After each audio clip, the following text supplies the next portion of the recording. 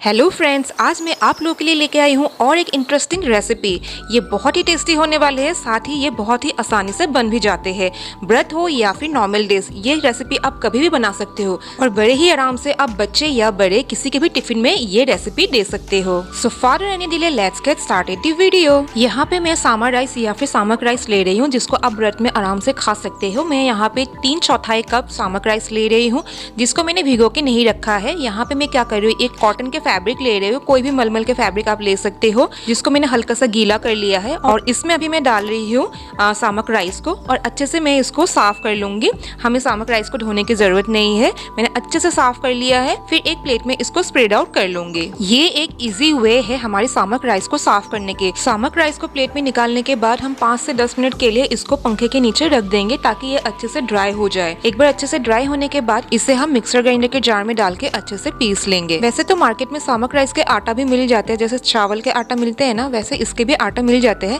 But मैं आपको एक इजी वे दिखा रही हूँ। अगर आपके पास सामा राइस के आटा नहीं हो तो आप ऐसे ही घर में बना सकते हो। हमारी सामक राइस के आटा बनके बिल्कुल रेडी है। यहाँ पे मैं एक नॉन स्टिक कढ़ाई ले रही हूँ और जिसमें मैं डालूंगी अभी 2 कप पानी और फ्लेम हमें रखने हैं हाई पर। पानी में अच्छे से उबाल आने के बाद हम इसमें डालेंगे 1 चम्मच देसी घी, फिर डालेंगे आधा चम्मच साबुत जीरा और साथ ही डालेंगे हरी मिर्च 2। यहाँ पे आप क्वांटिटी बढ़ा भी सकते हो अगर आपको ज्यादा तीखा पसंद है। साथ ही मैं यहाँ पे डाल रही हूँ काली मिर्च के पाउडर आधा टीस्पून। अभी हम व्रत में बना रहे हैं तो बाकी कुछ मसाला तो यूज नहीं कर सकते हैं, तो हमें काली मिर्च के पाउडर जरूर से डालने हैं। यहाँ पे मैं ले रही हूँ आधे इंच के बराबर अदरक को, और जिसको मैंने कद्दूकस कर लिया है। इस रेसिपी के जान है अदरक, क्योंकि अदरक एक नेचुरल फ्रेग्रेंस बूस्टर है। मैं व्रत के लिए बना रही हूँ तो इस रेसिपी में मैंने सेंधा नमक यूज किया है, लगभग मैंने 1 टीस्पून यूज किया है। अगर आप नॉर्मल डेज में बना रही हो तो आप नॉर्मल सॉल्ट भी यूज कर सकते हो। यहाँ पे मैंने हरी इलायची के कुछ सीड्स लिए है, जिसको मैंने हल्का सा क्रश कर लिया है।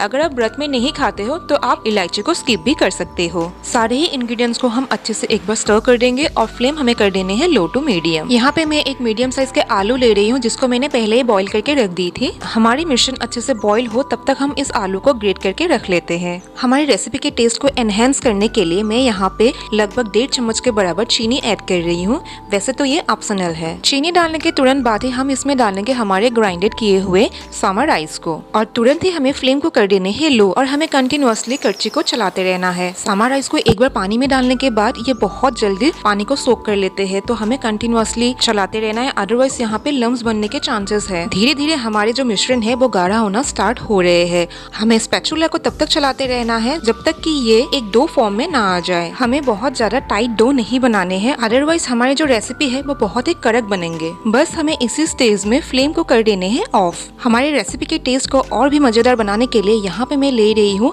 एक नींबू। अगर आपको ज्यादा खट्टा पसंद नहीं है तो आप आधा नींबू को भी इसके ऊपर स्क्यूज आउट कर सकते हो। हमने मिश्रण में चीनी और नींबू दोनों ही यूज किया है, जिसकी वजह से हमारी रेसिपी बनेंगे बहुत ही चटपटा। अभी हम इसमें ऐड करेंगे हमारे ग्रेट किए हुए आलू को, और स्पैचुला से बहुत ही अच्छे से हम इसको मिक्स करेंगे। और एक बात हमें ध्यान में रखने हैं, हमने जब आलू को ग्रेट किए थे तो उसके बाद हमें उसको ढक के रखना है, क्योंकि ये अगर ज्यादा ठंडा हो जाएंगे तो मिक्स करने में हमें प्रॉब्लम होंगे। यहाँ पे मैं एक प्लेट के बैक साइड को यूज कर रही हूँ।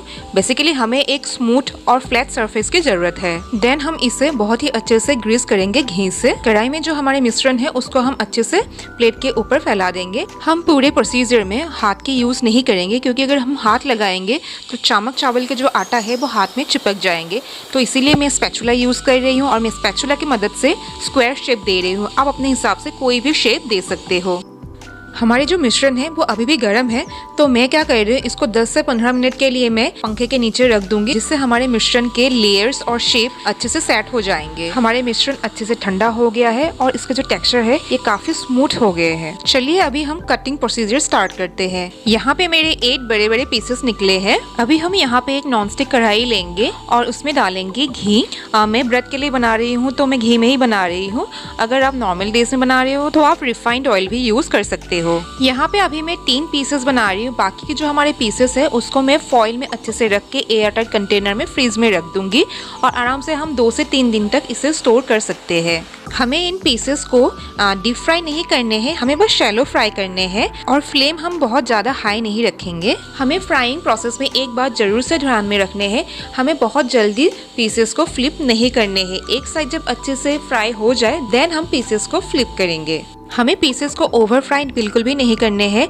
हल्का जब इसके कलर गोल्डन ब्राउन हो जाए देन हम इसको फ्लिप कर लेंगे। जब तक हमारे पीसेस अच्छे से फ्राई हो जाए आइए चलते हैं हम डिप्स के प्रिपरेशन कर लेते हैं। यहाँ पे मैं एक बाउल में दही ले रही हूँ। ट्राई करना जो आप दही लोगे उसमें पानी कम हो। उसमें मैं डाल रही हूँ कुछ अनार के दाने और साथ ही मैं स्प्रिंकल कर रही हूँ घर में बनाए हुए भुने हुए जीरा पाउडर। और यहाँ पे एक बाउल में मैं ले रही हूँ एक बहुत ही टेस्टी चटनी, जिसे बनाने के लिए मैंने सिर्फ 2 ही इंग्रेडिएंट यूज किया है, खजूर एंड इमली। तो आपको अगर जानना है मैंने ये चटनी कैसे बनाया है तो मुझे कमेंट सेक्शन में कमेंट करके जरूर बताना। ये वाले जो रेसिपी है ये बहुत ही टेस्टी बनते हैं। ये बाहर से बिल्कुल क्रिस्पी होते हैं और अंदर से बिल्कुल सॉफ्ट होते हैं। व्रत हो या फिर normal days as a snacks ये बहुत ही हेल्दी होते हैं। हमारे सारे ही पीसेस बोथ साइड से अच्छे से शैलो फ्राई हो गए हैं। अभी हम एक किचन टॉवल के ऊपर सारे ही पीसेस निकाल लेंगे। चलिए अभी हम गर्मा गर्म खास्ता पकौड़े को सर्विंग प्लेट में सर्व करते हैं। साथ में मैं ले रही हूँ हमारे बनाए हुए डिप्स को। हमारे बनाए हुए ये पकौड़े बिल्कुल होटल वाले खास्ता पकौड़ा जैसा लग रहा है देखने में, है ना। हमारे बनाए हुए पकौड़े के टेस्ट को और भी चटपटा बनाने के लिए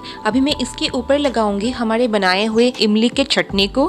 फिर इसके ऊपर मैं डालूंगी दही में डाले हुए अनार के दाने को। ये रेसिपी इतनी टेस्टी बनती है, बड़े तो बड़े बच्चे भी इसको बहुत अच्छे से खाते हैं और आप आराम से इसे टिफिन में भी डाल के दे सकते हो। पर आपको एक बात ध्यान में रखनी है, आप जब इसको फ्राई करोगे तो तुरंत ही आप इसको पैक मत करना। पहले इसको नॉर्मल टेम्परेचर में आने देना, उसके बाद ही आप टिफिन में डालना। मैं इस रेसिपी को व्रत के लिए बना रही हूँ तो मैंने सामा राइस या फिर सामक राइस के आटा को यूज किया है। अगर आप नॉर्मल डेज में बना रही हो तो सामक राइस की जगह पे आप नॉर्मल चावल के आटे को भी ले सकते हो। ये रेसिपी इतनी टेस्टी बनते हैं ना, एक बार बनाने के बाद बार बार आपके घर में यही वाले पकौड़े की डिमांड करेंगे सब लोग। आशा करती हूँ आप लोगों को मेरी रेसिपी पसंद आएंगे। See you soon, bye bye my friends.